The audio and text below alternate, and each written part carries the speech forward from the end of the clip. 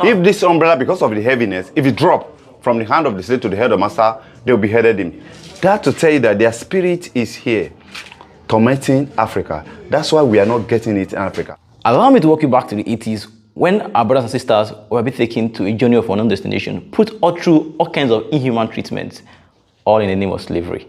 As a young African, slavery is a story that I've been told both in school and at home. I know meeting somebody who has connections with slavery will be much more self-explanatory. That's why I am going to Bartering, Lagos, Nigeria, because that's where my research takes me to meet a man called Cornerstone. Cornerstone will explain everything we need to know about slavery of our brothers and sisters in Africa, particularly Bartering. Are you ready to know more about slavery? This is a video you should watch.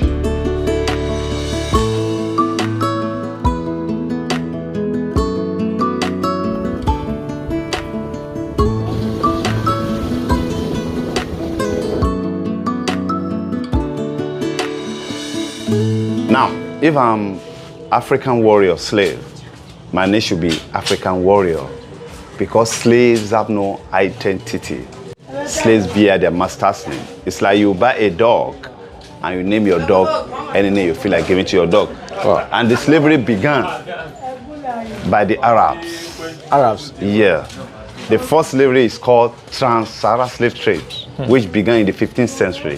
Precisely 1520. You know, in the the Arabs came to Africa around the 5th or 7th century when they entered Africa, the jihadists.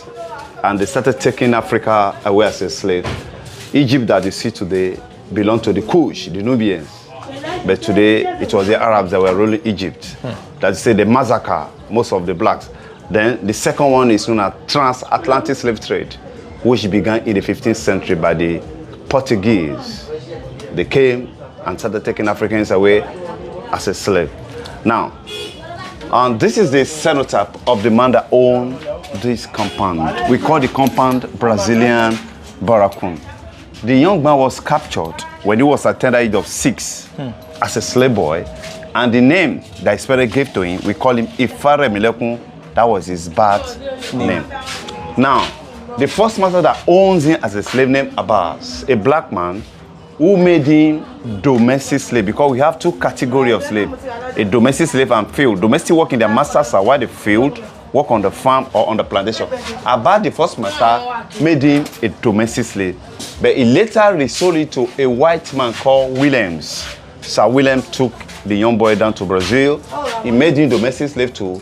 He now taught him how to read and write, which was illegal. Slave must not go to school.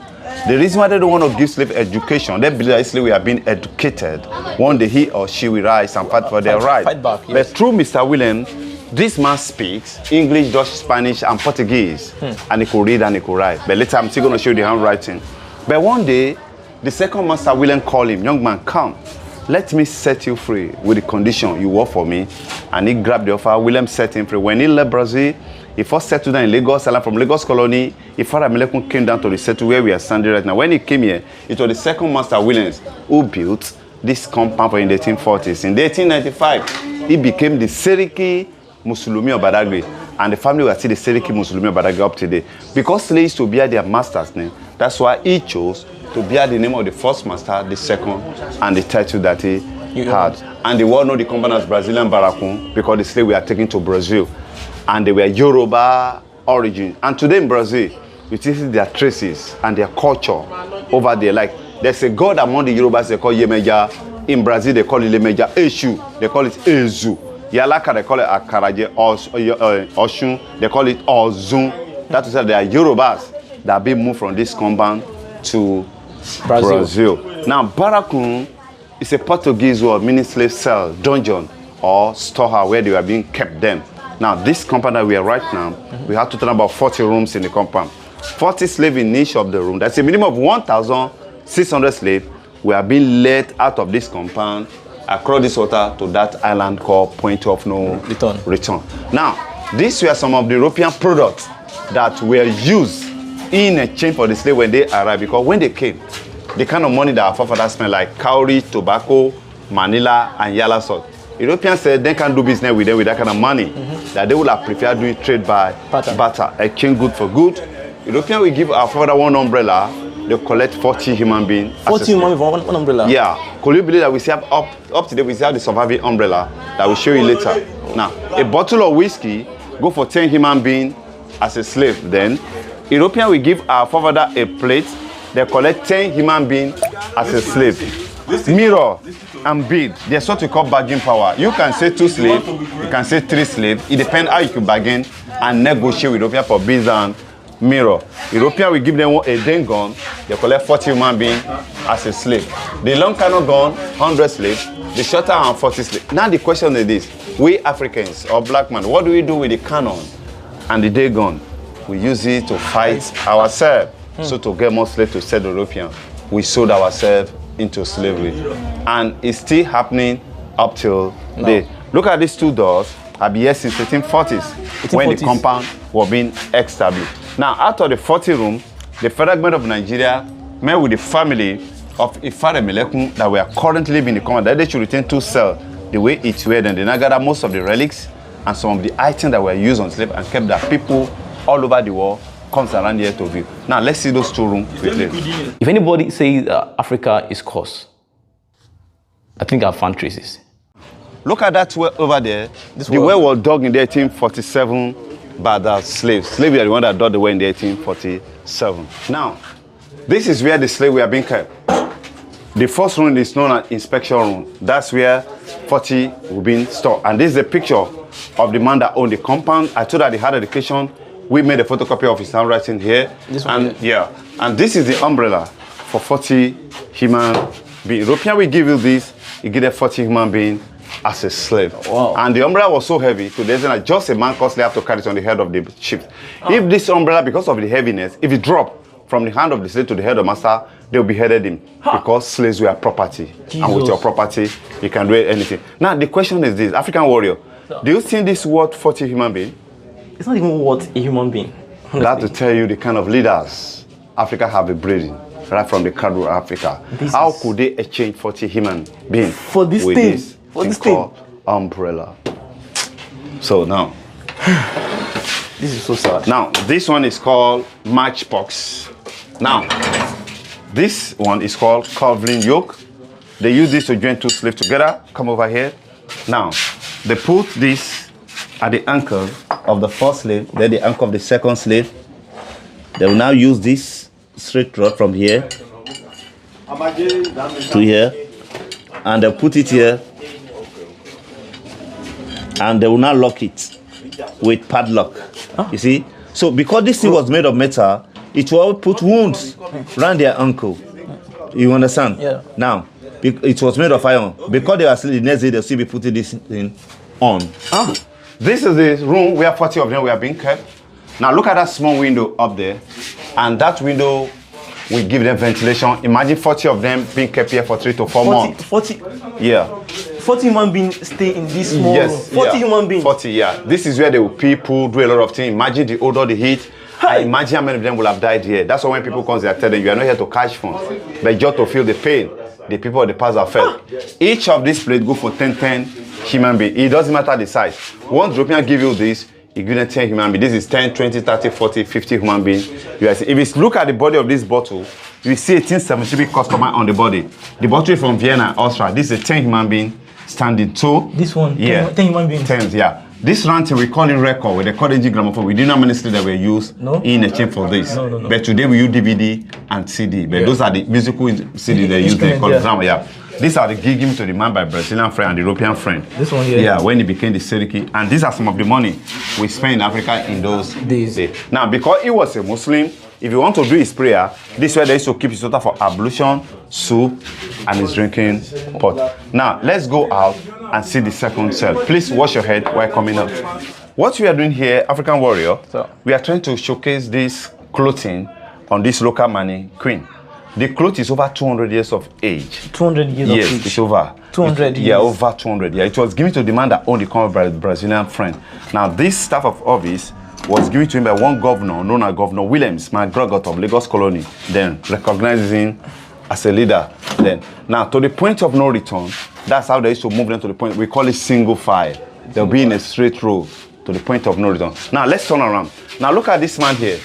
These are the raiders. They wanted to capture this man as a slave. The man took knife and killed himself. So instead of him to be a slave, he preferred to die. Now, most of the slaves taken from Calabar and Bonaparte, the Igbo slave, they took them to Georgia.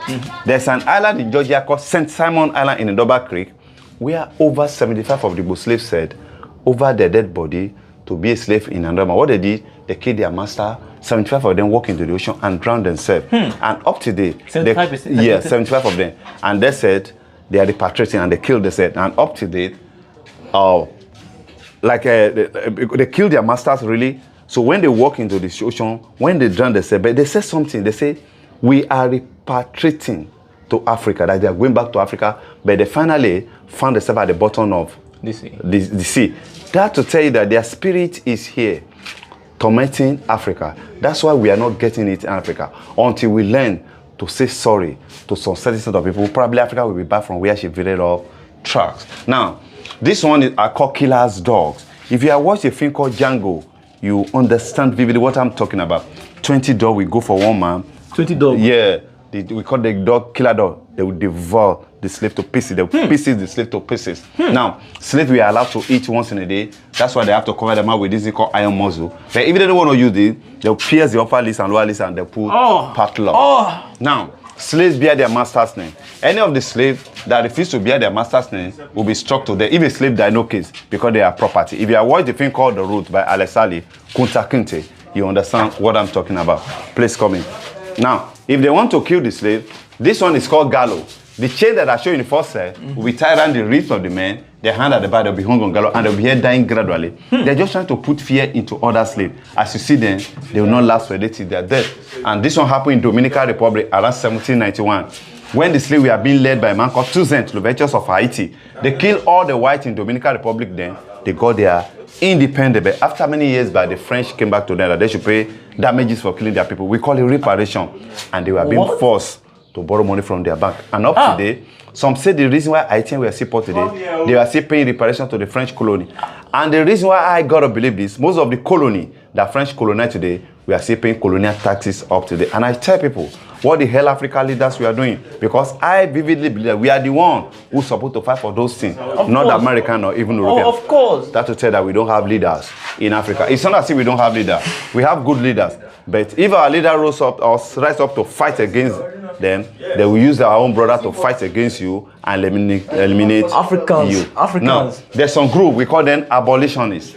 Those group now say these black people, they are not apes. They are not subhuman. They are human beings like us. We must stop this trade. Like a man called John Brown.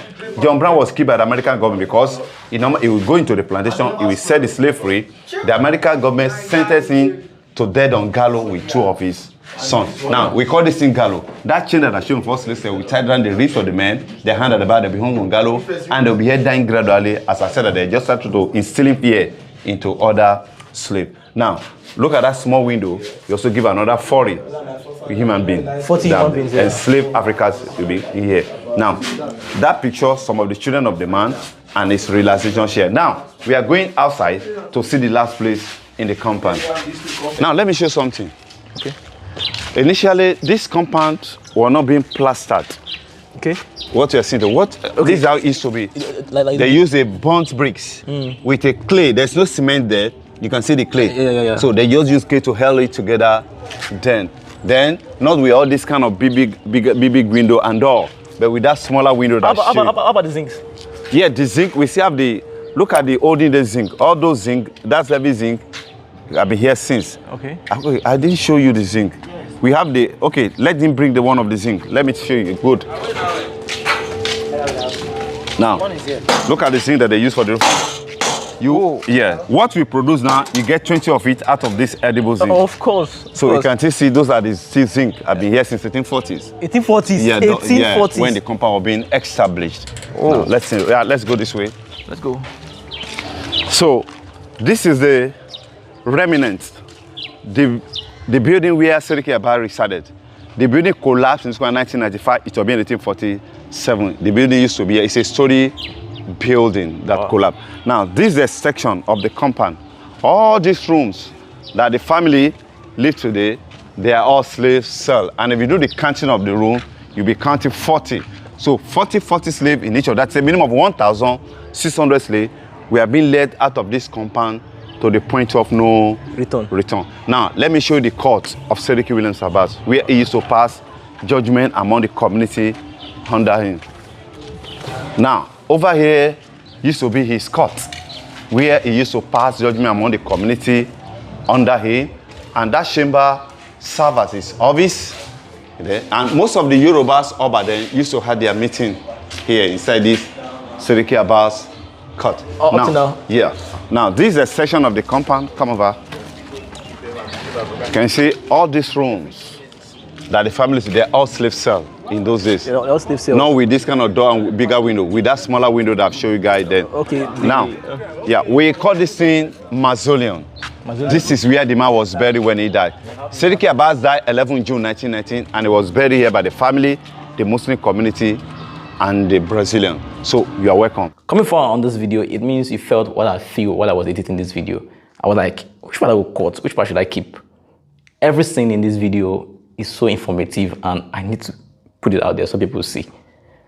Let me tell you one thing. The video didn't just stop here. We'll have another video coming up on the channel where I'll be taking you straight to the route, to the original slave route, where they went through and where they departed to a journey to another destination. All you need to do is just to subscribe to the channel, turn on the bell notification so that when I upload this video, you'll be the first notified. No, bye for now.